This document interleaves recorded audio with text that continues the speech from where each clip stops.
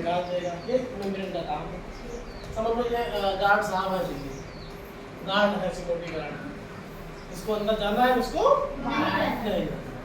दूसरे कोशिका भित्ति, जिसको बताया था अंग्रेजी में कहते हैं सेल वॉल, सेल वॉल कहते हैं अंग्रेजी में सेल वॉल। ये केवल पौधों में होता है, बताया था केवल पौधों में होता है, जानवरों में नहीं। एक मोटी मजबूत परत है, ये मोटी मजबूत परत है, इसे कोशिका भित्ति कहते हैं। ये दृढ़ संरचना है, मतलब फिक्स है, थोड़ा कड़ी होती है, इसका साइड आप बदल नहीं सकते हो। कोशिका की रक्षा करते हैं, अंदर जो सामान इसके अंदर है उसकी रक्षा करेगा। क्या करेगा?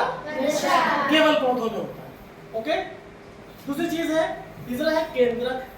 तो केंद्रक सबसे महत्वपूर्ण अंग है बेटा, सबसे महत्वपूर्ण अंग है केंद्रक, सबसे महत्वपूर्ण अंग है सेल का। सारा कंट्रोलिंग सब के कोशिका के पास, ये केंद्रक के पास होता है। केंद्रक ना हो तो काम खत्म है तुम्हारा।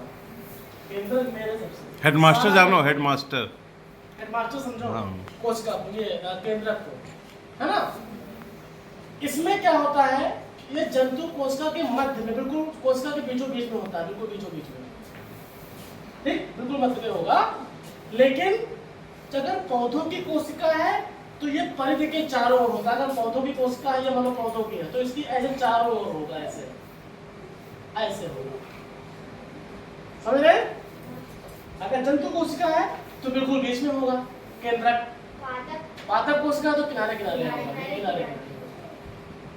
ओके, इसका काम क्या है बेटा? वृद्धि और विभाजन करना, बढ़ाना और घटाना, इसी का काम है, और पूरा काम कंट्रोल करता है ये आपका, ठीक।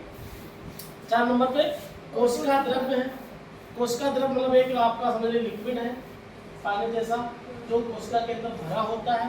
झिल्ली देखो यहाँ पे, केंद्रक कोशिका झिल्ली के बीच में उपस्थित जीव द्रव्य को कोशिका द्रव्य कहते हैं।